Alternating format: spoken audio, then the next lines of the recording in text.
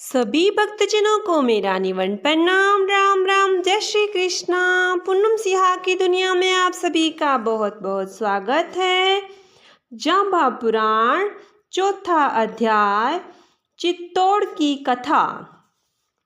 वीलू जी उवाच, हे गुरुदेव, आपने अब तक अनेकानेक भक्त योगी की कथा द्वारा श्री जंबेश्वर जी के जीवन चरित्र का वर्णन किया, जो मुझे बहुत ही अच्छा लगा। अब आगे मैं उस समय के राजा लोगों के बारे में सुनना चाहता हूँ। वे राजा लोग जाम्बोजी के संपर्क में अवश्य आए होंगे। उन्होंने किस प्रकार से शिष्यत्व स्वीकार किया, क्योंकि राजा लोग तो बहुत रजोगुणी होते हैं। उनमें काम, क्रोध तथा लोभ आदि कहीं ज़्यादा ही होते हैं। उनके लिए समर्पण होना कठिन ही है। नाथोजी उवाच, हे शिष्य, जाम्बोजी के शरण में तत्कालीन सभी राजा लोग आए थे। उन्होंने शिष्यत्व भी स्वीकार किया था। यह जाम्बोजी का कृष्ण चरित्र ही है। कृष्ण चरित्र से अनहोनी भी होनी हो जाती है, असंभव भी संभव हो जाता है। अनेक राजाओं की विचित्र कथाओं में सर्वप्रथम मैं तुम्हें चित्तौड़ नरेश, सांगा राणा एवं उनकी माता झाली रानी की कथा सुनाता हूँ। एक समय पूर्व में बिश्नोई बालद्य लांदी चित्तौड़ आया। सांग राण दान मांग्यो, बिश्नोइया नकारियो। झाली रानी कह जाम्बोजी ने पूछो, जोड़ बख्शो। जाम्बोजी झारी माता सुझावनी दीनी। झाली नू जन्म सोज पड़ी। झाली ने शब्द सुनायो, जंबेश्वर श्री वाक्य कहे। ओम आतर पातर राही ही रुकमण मेला मंदिर भोयो गढ़ सोवर्णा ते पैण मेहा। रहा छड़ासी ही जोयो रात पड़ंता पाला भी जाग्या दिवस तपंता हा सूरू। ऊना ठाडा पवना भी जाग्या गणपर संता हा नीरू दुणी तना ओ चाटे भी जाग्या। के नुगरा देता गाल गए हीरू जीतन ऊना ओढ़ेणे ओढ़ाती ओढ़ंता हा चीरू। जहाँ थे जप माली ही जपा तहाँ जपंता हा हीरू। बारह काजे पढ़्यो बिछो वो संभल संभल है जुरू। राघो सीता हनवे ते पाखो कौन बंधावे ते धीरू। मांगण मनिया कांचे कथीरू हीरस हीरा हा हीरू। विखा पड़ंता पड़ता हा आया पूरस पूरा हा पूरू। जे ऋण राहे सूरे गए ही जे तो सूरस सूरा हा सूरू। दुखिया है जे सुखिया हा होसी कर से राजे गए हीरू। महा अंगीठी विरखा हा ओलो जेठ न ठंडा हा नीरू। पलंग न पोडण से जैन सोवन कंठ रुलंता हा हीरू। इतना मोहन माने ही शंभु तही तही सो सीरू। घोड़ा चोली बाधे गुदाई श्री राम का हा बाई। गुरु की वाचा हा बयो रागो सीता हनवे ते पाखो दुख सुख कांसू कहियो। एक समय पूर्व देश के बिश्नोई, परमार, ओंधिया, उमरा आदि गोत्र के लोग व्यापार करने हेतु अनेक देशों में भ्रमण करते हुए अपनी बैलगाड़ियों पर सामान लेकर चित्तौड़ नगरी की राज्य सीमा में प्रवेश किया। जाम्बोजी ने उनको बिश्नोई बनाया था। उन लोगों ने अपनत्व छोड़ दिया और बिश्नोई पंथ में सम्मिलित हो गए। अपना पुश्तैनी धंधा व्यापार करना त्याग नहीं किया था। बिश्नोई बनकर गुरु की शरण में आ गए थे। अब वे लोग किसी से भी डरते नहीं थे। सभी देशों में निर्भय होकर भ्रमण करते थे। एक देश से दूसरे देश में वस्तु को ले जाना, क्रय विक्रय करना, लाभ कमाना, उससे अपनी जीविका चलाना ही उनका अपना कर्म था। इस प्रकार से कार्य करते हुए एक समय बिश्नोई व्यापारी जमात चित्तौड़ पहुंच गई। चित्तौड़ में वस्तुओं की बिक्री की, लाभ का सौदा किया। दरबार में खबर हुई कि पूर्व देश के व्यापारी लोग सौदा बेच रहे हैं। चित्तौड़ के राजा सांगा ने अपने लोगों को भेजा और बिश्नोइयों से कर मांगने का आदेश दिया। जब डाण कर मांगने वाले ने अन्य व्यापारियों की भांति बिश्नोइयों से भी कर मांगा तो बिश्नोई कहने लगे, हे भाई, आप लोग हमसे कर मांगने वाले कौन होते हैं, कहाँ से आए हैं? उन कर्मचारियों ने कहा, हमें राजा सांगा ने भेजा है। इस देश की सीमा में व्यापार करने वाले व्यापारी को कर चुकाना होता है, तभी आप लोग वस्तु का व्यापार कर सकते हो। बिश्नोइयों ने कहा, हम जाम्बोजी के शिष्य बिश्नोई हैं, धर्म कर्म का पालन करने वाले हैं। हमारे तो पातशाह एक जाम्बोजी है, सर्वभूमि गोपाल की, अन्य कोई नहीं। हम तो केवल जाम्बोजी की आज्ञा का पालन करने वाले हैं, आपको कर नहीं देंगे। राज कर्मचारी कहने लगे, हे बिश्नोइयों, राणा सांगा की पातशाही में ऐसा कौन सा जबरदस्त है जो कर नहीं देगा? आपको पता होना चाहिए कि सिर पर पातशाह तप रहा है। यदि कर नहीं देना है तो पातशाह के पास चलो। ऐसा कहते हुए उन कर्मचारियों ने बिश्नोई को राजा के सामने उपस्थित किया। राणा कहने लगा, आप लोग कौन होते हैं? मैं आपको देखकर समझ नहीं पा रहा हूँ। तुम्हारी जाति क्या है? राणा क्रोधित होकर कहने लगा, मैं कर छोड़ूंगा नहीं। मैं छोड़ भी कैसे दूं? न ही तुम्हारा वेश साधु का है, इसलिए साधु सन्यासी तुम लोग तो हो नहीं।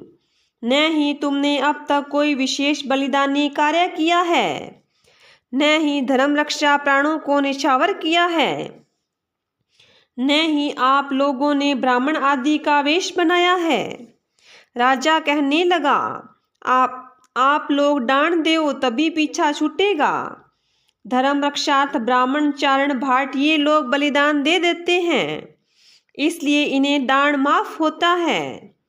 आप लोगों में तो ऐसा कुछ भी नहीं है। बिश्नोई कहने लगे, हे राजा, यदि आप क्रोध न करें तो हम आपसे बात कहें। आप लोग जिनके बलिदान की बात कहते हैं, जिनको आप धार्मिक बतला रहे हैं, उनसे कहीं अधिक हमारा यहाँ पर बलिदान होगा। हम लोग डांट नहीं देंगे, किंतु अपना बलिदान देंगे। हे राणा, बिश्नोई से आप जबरदस्ती न करें। आप न्यात जमात को एकत्रित कर लें, सभी से पूछ लें। हम बलिदान देने वाले धर्म प्रेमी जन हैं। हमसे जगात नहीं ली जाती। राणा कहने लगा, हमने सुना है कि धर्म रक्षार्थ बलिदान हो जाते हैं, वे लोग आप नहीं दूसरे होते हैं। चारण भाट ब्राह्मण योगी याचक और भगवान ये लोग तागा करते हैं, अपने शरीर को भी तुच्छ मानकर त्याग देते हैं, किंतु बिश्नोई नहीं। बिश्नोई कहने लगे, हमारा तागा बलिदान तो जगत प्रसिद्ध है। हमसे तो अन्य राजा लोग भी दान नहीं लेते। अजमेर के करमसी पंवार, जैसलमेर के राजा जेतसी, नागौर के महमद खां, फड़ौदी के राव हमीर, मेड़ते के राव दूदा, जोधपुर का राव सांतल, जगता गोपाल, अन्य पातशाह खाना खोजा, मिल्का, मीर आदि सभी राजा पातशाह हाकिम आदि बिश्नोइयों से दान नहीं लेते। इस महिमंडल में जाम्बोजी की मर्यादा कौन मिटा सकता है?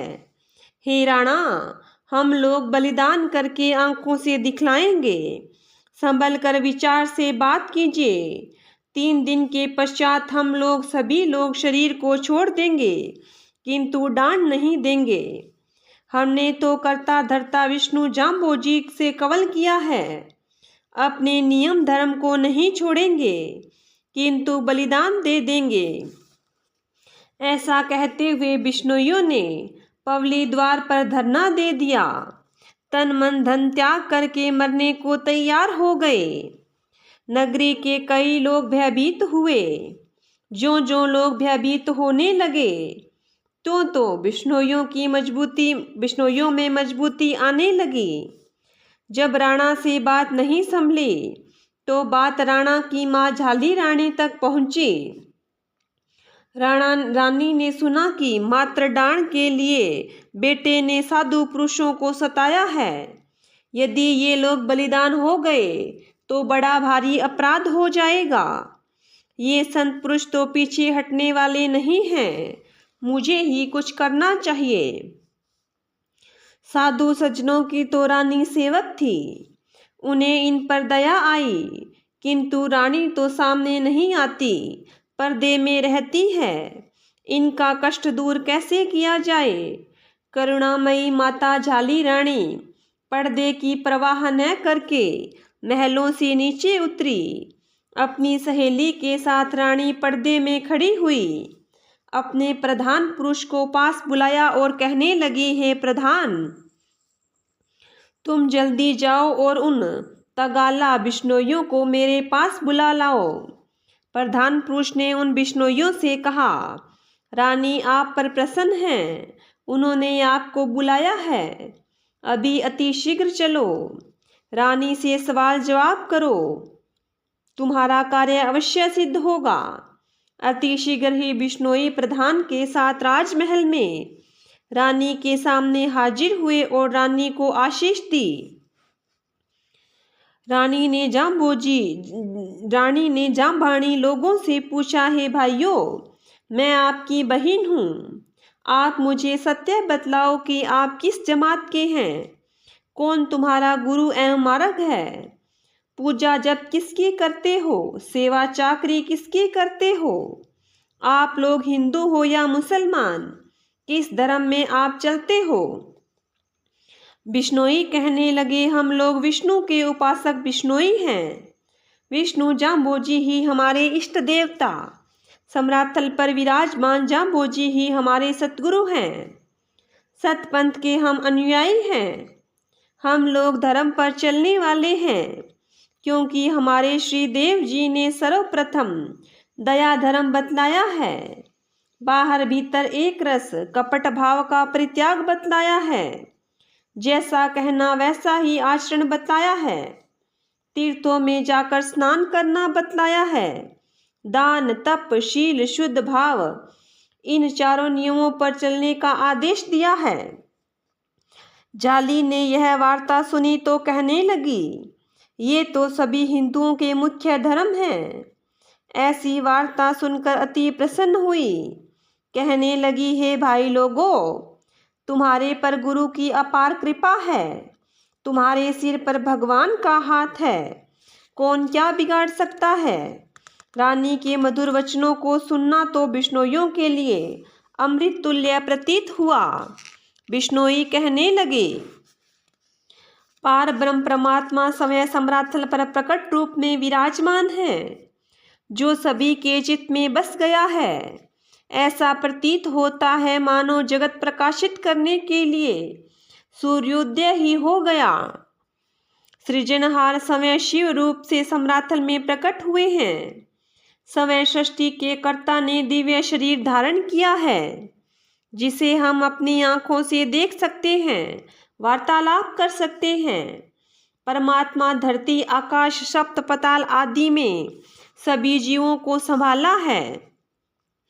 तब रानी ने पूछा, वह पूर्ण पुरुष किस देश में प्रकट हुआ है? बिश्नोइयों ने कहा, उत्तम बागड़ देश धोरों की धरती सम्राथल पर प्रकट हुए हैं। उनसे भेंट मिलन सभी जातियों के लोगों से होती है, सभी जातियों के लोगों की होती है। दर्शन करने हेतु जमात वहां पर एकत्रित होती है। अनेक जिज्ञासा प्रकट करते हैं, उनका दर्शन स्पर्श करके लोग अपना कार्य सिद्ध करते हैं। लोग उत्तम सौदा व्यापार कर रहे हैं, चाहे हिंदू हो या मुसलमान, सभी सेवा करते हैं। दया स्वरूप देव की पहचान ही है। चारों तरफ चाव उत्साह ही फैला हुआ है। राव रंक पातशाह अनेक सच्चे मार्ग के अनुयायी बने हैं। बिश्नोई कहने लगे, हम भी उसी जमाती के लोग हैं। श्रीदेव का दर्शन स्पर्श पहाड़ लेकर कृतार्थ हुए हैं। बिश्नोइयों ने जब विधि पूर्वक वार्ता का बखान किया और झाली ने प्रेम पूर्वक श्रवण किया, रानी ने अंतर्भाव से सतगुरु को पहचान लिया कि है तो साक्षात सृजनहार ही। प्रकट रूप में रानी ने कहा, हे भाई लोगों, देव जी तो दया रूप है, आप लोग प्राण मत त्यागो। मेरे अंतर में आरती भाव जग गया है। मैं इस समय प्रार्थना कर रही हूँ कि विपत्ति समय जाम्बोजी ही मिटावे। आप लोग भी भगवान से अर्ज करो कि इस विपत्ति से किस प्रकार छूटें। रानी कहने लगी, देव जी का प्रताप पक्का है। यदि वो कर दिलावे तो देना है, यदि वो नहीं दिलाएंगे तो हम आपसे डांट नहीं लेंगे, किंतु यह बात उनसे पूछने से ही प्रमाण होगी। बिश्नोई बंधुओं ने रानी से अरदास की कि अब तक हमारे बैल बिना घास के भूखे कैसे रहेंगे, तब तक गुरु से पूछकर आने में तो कुछ दिन लगेंगे। हम लोग अपना दुख आपके सामने कह रहे हैं। उनकी विनती सुनकर रानी के मन में प्रेम भाव जागा और बैलों को चरने के लिए घास वाला जंगल सौंप दिया और कहा, यहाँ पर तुम्हारे बैल घास चरेंगे, सुखी रहेंगे। आप लोग सम्राट थल पर उनसे पूछ कर आओ। मेरे लिए श्री देव जी क्या आज्ञा देते हैं, यही पता करके आना है। रानी कहने लगी, जीवों के मालिक की यदि इच्छा होगी तो हमारे राज्य में धन की कोई कमी नहीं रहेगी। वो ही देने वाले हैं और दिलाने वाले भी वही हैं। उनका दिया हुआ हम कितना ही खर्च करेंगे तो भी कम ही पड़ेगा। रानी साधु संतों की पीड़ा को अपनी पीड़ा समझती थी। इसी दया भाव से बख्शीश प्रदान कर दी, शायद इसी आशा से कि देव जी हमें इनसे दान अवश्य दिलाएंगे, इसलिए घास वाला खेत दे दिया। बिश्नोइयों ने रानी का विश्वास हासिल किया और बैल घास चरने लगे। रानी कहने लगी, आप जल्दी ही देव जी के पास जाओ। 2 तो जाम्बाणी जाएंगे और 2 व्यक्ति विश्वास पात्र राज दरबार से जाएंगे। ये चारों जाकर जाम्बोजी से संदेश लेकर अति शीघ्र आएंगे। न जाने कितने दिन लगे होंगे, किंतु शीघ्र ही देव जी के पास सम्राट थल पर चारों लोग पहुंच गए। रानी द्वारा दी हुई भेंट देव जी के सामने रखी और अरदास करते हुए कहा, हे देव, चित्तौड़ के राणा सांगा ने हमसे दान मांगा है। झाली रानी ने हमको यहाँ भेजा है। हमें क्या करना चाहिए, इसमें आप ही प्रमाण हैं। देव जी ने उन लोगों को बिठाया और सांत्वना दी। मैं अवश्य ही कुछ बतलाऊंगा, तब तक आप बैठें। गंगा पार से बिश्नोइयों की एक जमात सतगुरु के चरणों के दर्शन स्पर्श करने हेतु चली। बिश्नोई आनंद में अभिभूत होकर चले। मार्ग में एक रात्रि भिये के गांव में निवास किया। वहां पर भिये से भेंट हो गई। भिया वाराणसी में विद्या पढ़ा था। भिये ने पूछा कि आप लोग कहाँ जा रहे हो। बिश्नोइयों ने कहा कि हम लोग बागड़ देश जा रहे हैं। वहां पर साक्षात विष्णु का ही अवतार हुआ है। उनका दर्शन स्पर्श शब्द श्रवण करके जीवन का लाभ उठाएंगे। भिये ने विद्या तो पढ़ी थी, किंतु हृदय का ताला अब तक खुला नहीं था। कुतर्क करने में वह चतुर था। श्रद्धा विश्वास नहीं था। मैं पंडित हूँ, इसलिए सभी का पूज्य हूँ, यही अहंकार भिये को ज्ञान से दूर हटाता था। वह व्यर्थ की बकवास करता था। बिश्नोइयों से ज्ञान की वार्ता करने लगा। भिया कहने लगा, आप लोगों को किसी ने भरमाया है।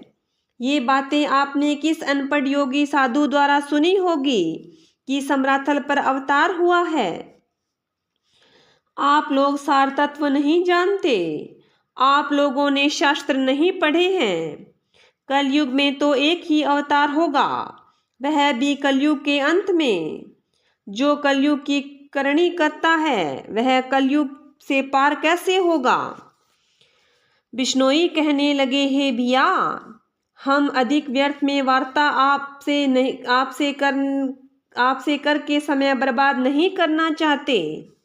आप ही हमारे साथ ही चलो, वहां आंखों से देखोगे तो समय ही पता चल जाएगा। बिश्नोइयों की बात स्वीकार करके भैये ने हाथ में पुस्तक ले ली और कहने लगा, हे बिश्नोइयों, मैं प्रण करके साथ चल रहा हूँ। आप लोग भी अपने प्रण के पक्के रहना, कहीं बीच में प्रण नहीं त्याग देना। इसी प्रकार से विवाद करते हुए एक दिन व्यतीत हो गया, इसलिए उस दिन जमात उसी गांव में रुक गई। भैये के धर्मपत्नी कहने लगी, हे पतिदेव, हठ छोड़ दो, विवाद न करो, ये हमारे जमींदार लोग हैं, ये जैसा ये कहते हैं वैसा स्वीकार क्यों नहीं करते। ऐसा वचन अपनी नारी का सुनकर भैया नाराज हुआ, किंतु अपना हट नहीं छोड़ा। प्रातःकाल बिश्नोइयों की जमात के साथ ही भैया अपनी पुस्तक शास्त्र लेकर गाड़ी पर बैठ गया।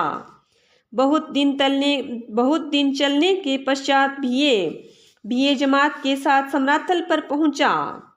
सभी ने अपनी अपनी भेंट गुरुदेव के सामने रखी, चरण स्पर्श किया, किंतु भैये ने अहंकारवश न तो प्रणाम किया और न ही कुछ भेंट ही रखी। भैया सतगुरु के सम्मुख हुआ और दया का अर्थ पूछा। सतगुरु ने दया के 4 अर्थ बताए। पहला अर्थ दान, दूसरा दया भाव, तीसरा अर्थ इष्ट देव का स्मरण, चौथा अर्थ उस व्यक्ति की देवलोक में प्रतिष्ठा जो दया के अर्थ को जानता है। भैये ने पूछा, कलयुग में तो एक ही अवतार होगा, वह भी कलयुग के अंतिम में। आप समय को अवतार कैसे कहते हैं। मैं पुस्तक पढ़ता हूँ, विचार करता हूँ, कलयुग में अन्य कोई अवतार नहीं है। जांबोजी ने कहा, अन्य अवतार तो शास्त्रों द्वारा प्रकट है, किंतु यह समराथल सोवन नगरी पर तो यह गुप्त अवतार है।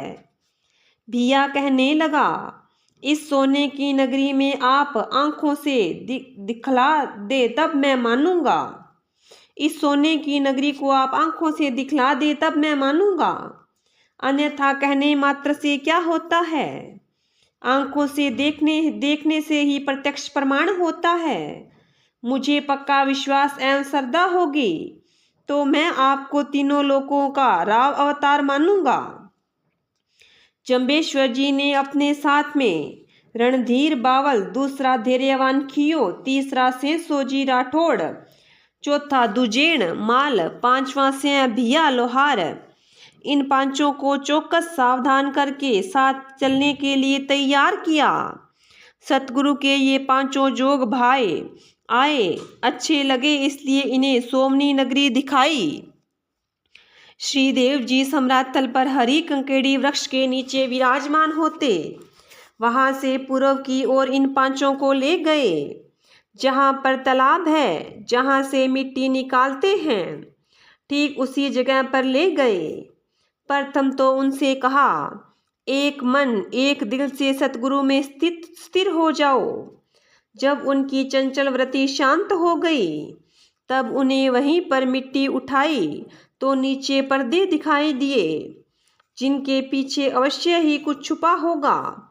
पर्दे के पीछे भारी किवाड़ जड़ा हुआ दिखाई दिया, वहां बिना सूर्य के ही प्रकाश दिखाई दिया, मानो सूर्य उदय हो गया हो।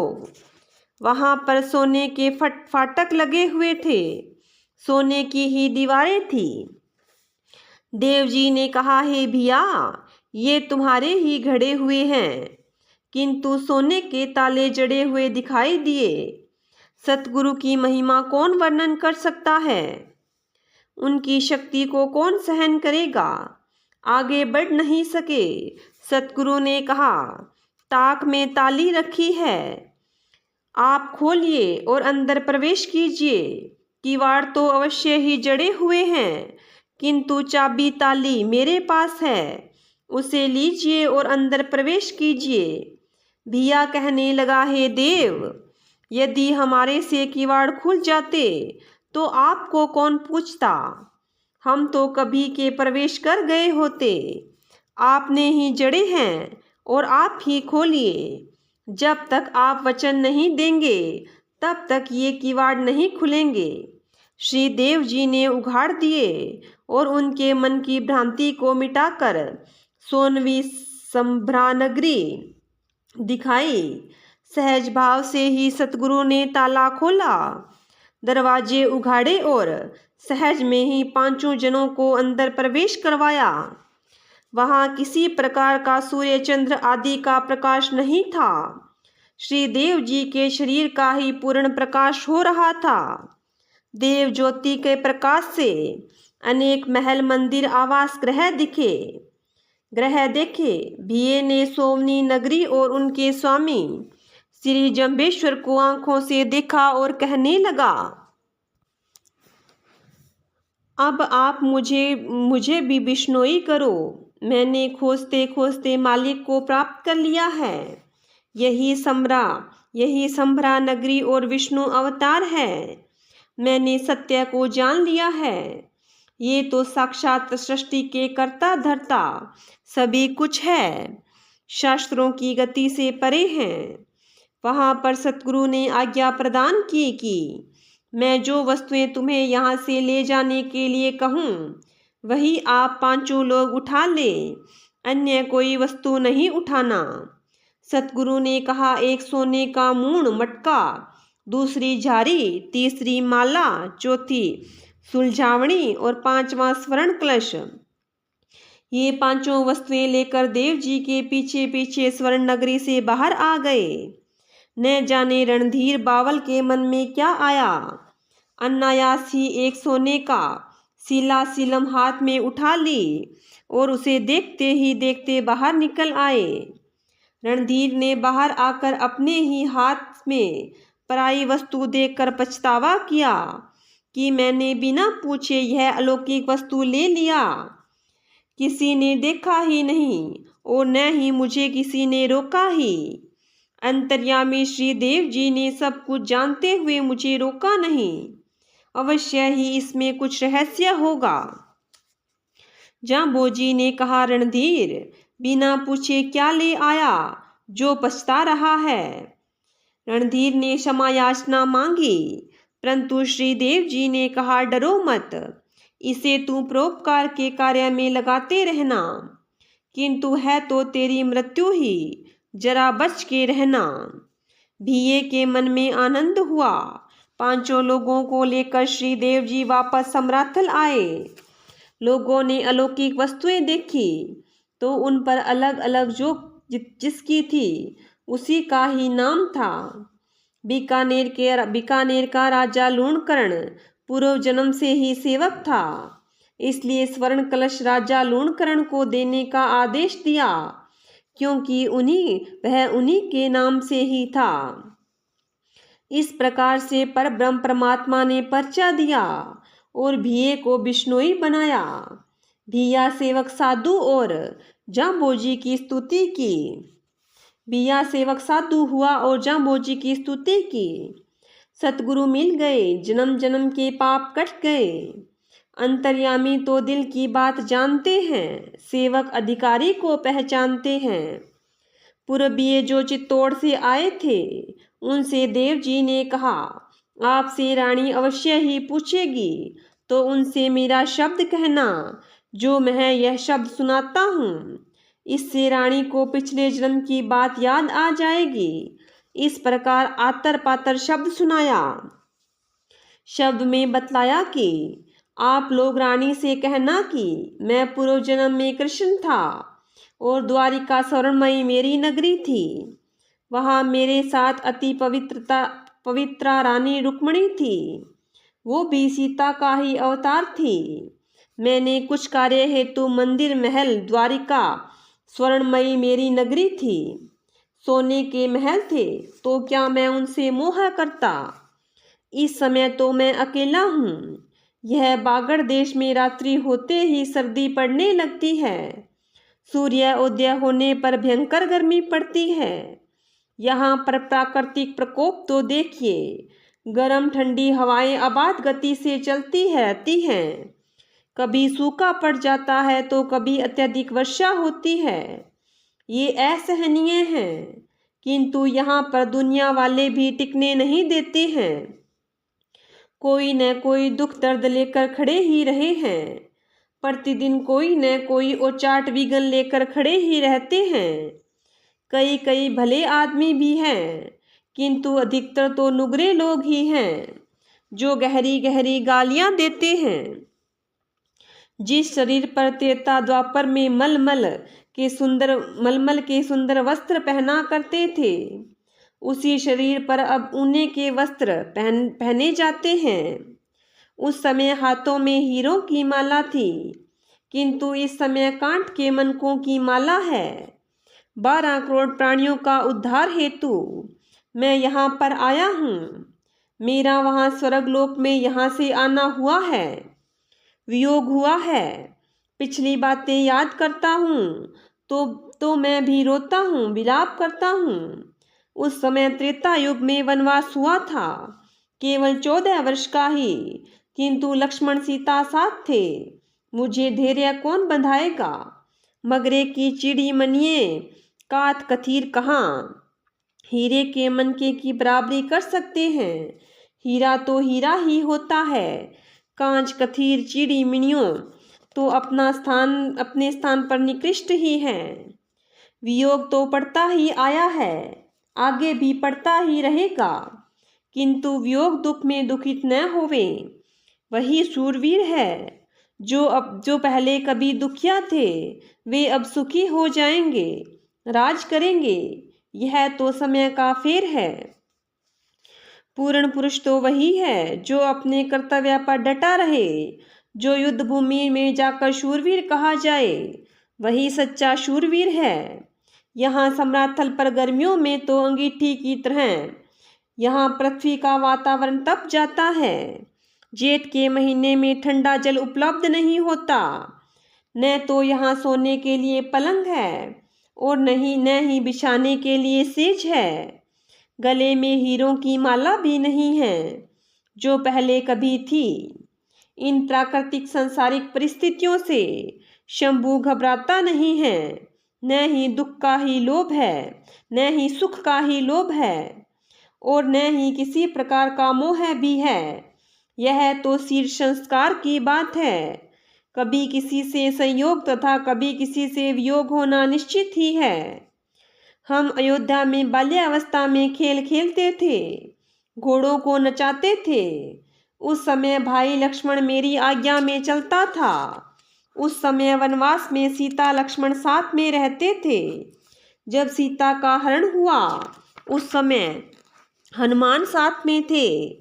अपने सुख दुख की वार्ता कर लेता था, किंतु इस समय तो मेरे साथ कोई नहीं है। मैं अपने सुख दुख की बात किससे कहूँ? श्रीदेव जी ने यह शब्द रूपी भेंट झाली रानी के पास भेजा, क्योंकि इस शब्द को सुनते ही पूर्व जन्म की प्रीति संस्कार जग जाएंगे। अपने आप ही पहचान लेगी कि मैं कौन हूँ। अन्य भेंट भी सोनवी नगरी से लाई हुई दी। प्रथम शब्द, दूसरी झारी, तीसरी माला, चौथी सुलझावनी। श्रीदेव जी ने कहा, ये चारों वस्तुएं रानी को देना। रानी अपने पीर परमेश्वर को परख लेगी। देव जी ने कहा, यह झाली रानी का जीव सीता का है। पूर्व जन्म में यह सीता थी। साथरियों ने पूछा, हे महाराज, 3 लोक की माता सीता ने चित्तौड़ के राज दरबार में रानी बनकर क्यों आई? उससे मृत्यु लोक में क्यों जन्म लिया? श्रीदेव जी ने कहा, जब पंचवटी में वनवास का समय व्यतीत कर रहे थे, उस समय रावण का मामा मारीच कपट का मृग बनकर के आया था। उस समय सीता चली गई थी। अंत समय तक सीता के दिल में वह मृग निकल नहीं रहा था। यह मेरा है, मुझे प्राप्त हो जाए, यही भावना सीता की थी। इसलिए वही मारीच अब राणा सांगा है, जो रानी का बेटा बनकर आया है। मारीच मरग भी सीता के सौंदर्य को देखकर मोहित था कि यदि मेरी सुंदर ऐसी माँ होती तो कैसा था, यह मेरी माँ बने। इसी भावना से मारीच भी बेटा बना और सीता झाली रानी बनकर आई। अंतमति सोगति। इस विषय में कभी भी आश्चर्य नहीं मानना। शिवजी के साथ सती दक्ष की बेटी थी, किंतु दूसरे जन्म में वही हिमाचल राजा के घर जन्म लिया तथा सीता भी ऋषियों के खून से जन्मी थी। वह राजा जनक की बेटी बनी। कृष्ण की पटरानी रुक्मणी साधारण से राजा भीम के घर जन्मी थी। जीव ही प्रेम का आवेग में भगवान की पत्नी बन जाता है। इसी प्रकार से सीता भी राणा सांगा की माँ बनी है, किंतु अब इसे ज्ञान हो गया है। त्रेता से लेकर अब तक ये जीव स्वर्गवासी हैं। अब जन्म ले लिया है, क्योंकि वासना ही जन्म का कारण बनती है। अब आगे पुनः जन्म नहीं होगा। इस समय मैं झाली रानी को बोध कराऊंगा, इसलिए झाली को मैं झारी माला भेज रहा हूँ। यह मेरी सौगात भेंट है। रानी इस समय अपने को विधवा ही समझती है। भक्तिमती रानी को यह स्मरण दिलाना है कि मेरा पति परमेश्वर है, तू कभी अनाथ नहीं हो सकती, सदा ही सनाथ है। सतगुरु ने चारों वस्तुएं देकर साथ में अपने 2 सेवकों को भेजा और उन्हें समझाया कि प्रथम तो रानी को ये वस्तुएं भेंट देना, फिर राणा को भी सचेत करना, क्योंकि सांगा मारीच का जीव होने से अश्रद्धालु है। उसी को तो मैंने राम रूप धारण कर मारा था। श्रीदेव के आदेश को स्वीकार कर 6 जने चित्तौड़ को रवाना हुए। उमंग के साथ चलते हुए कुछ ही दिनों में चित्तौड़ पहुंचे। रानी अति आतुरता से प्रतीक्षा कर रही थी।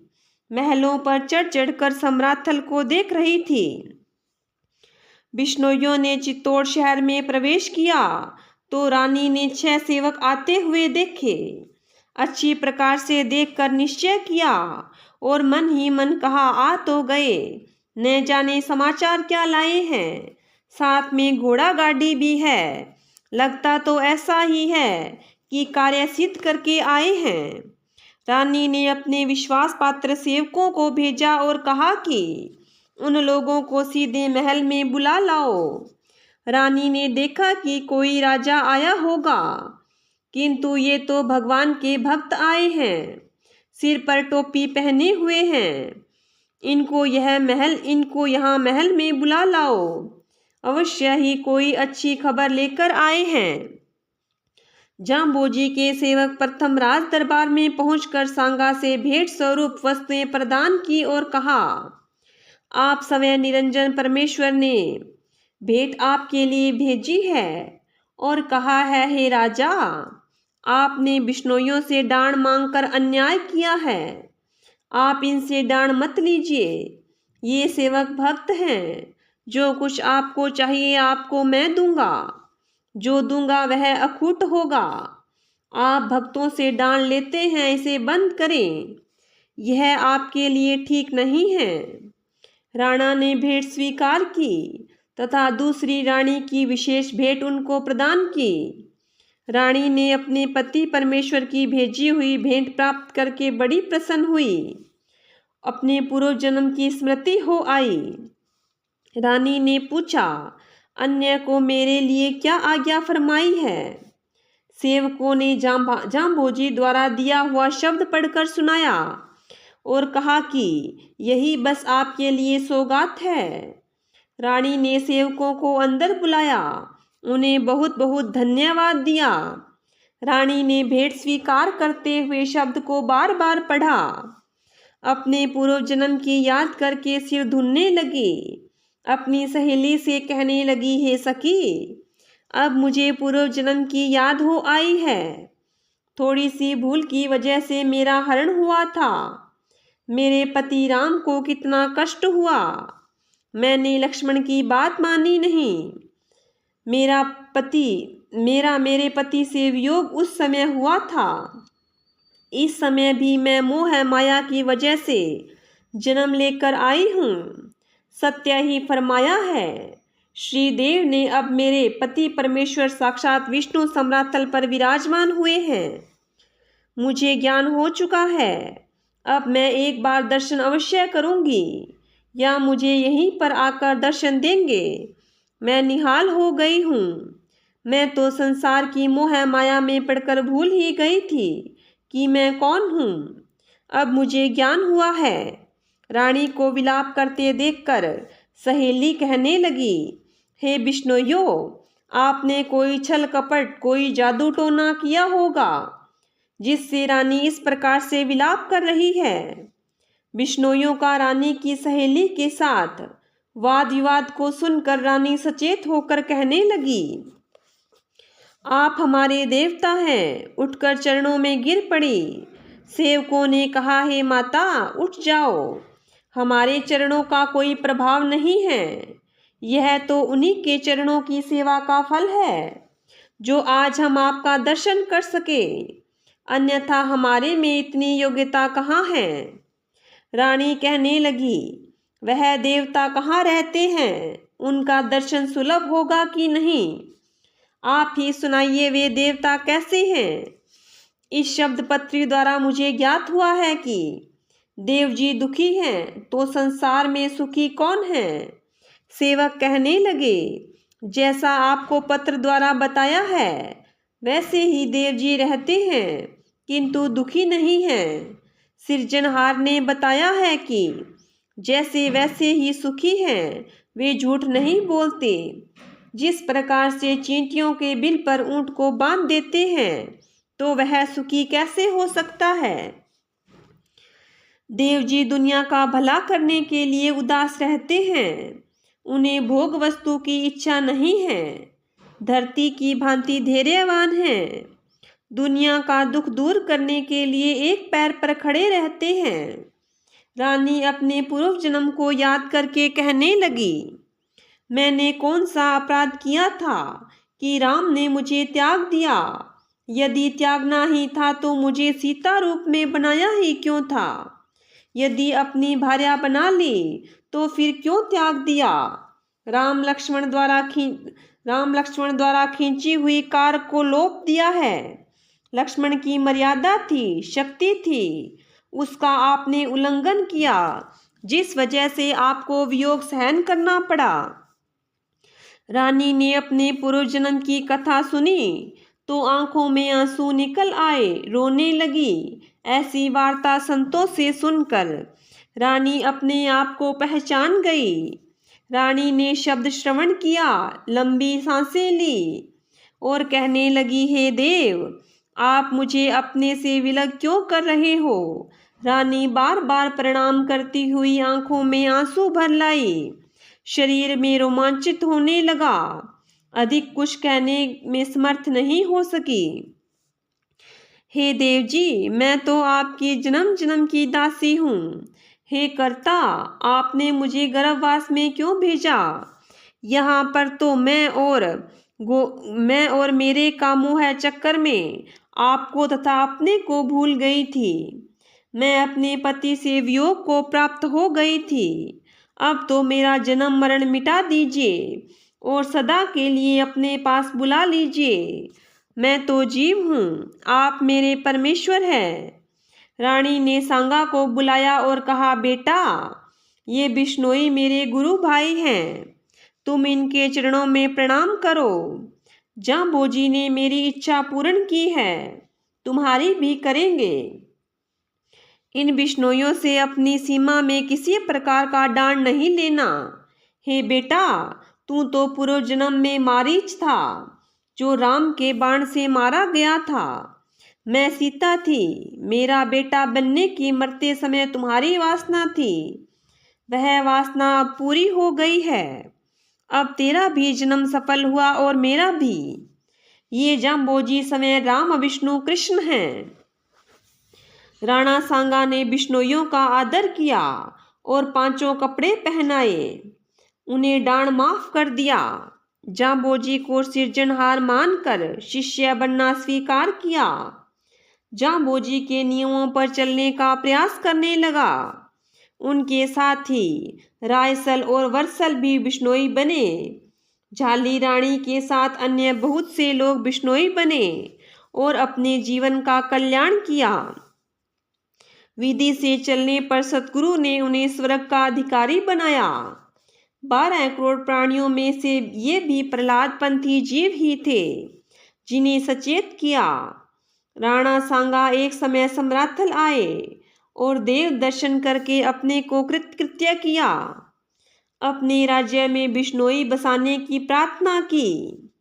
तब जम्बेश्वर ने कहा, जो बिश्नोई व्यापारी पूर्व देश के हैं, वे लोग जो तुम्हारे राज्य में आए थे, उन्हें ही आप अपने राज्य में बसा लो। इस प्रकार से चित्तौड़ राज्य में बिश्नोइयों के गांव बसे थे। वे गांव भीलवाड़ा, पुर, दरीबा, संभेलिया और मांडल आदि हैं। बोलिए गुरु जम्बेश्वर भगवान की जय हो। बोलिए विष्णु भगवान की जय हो।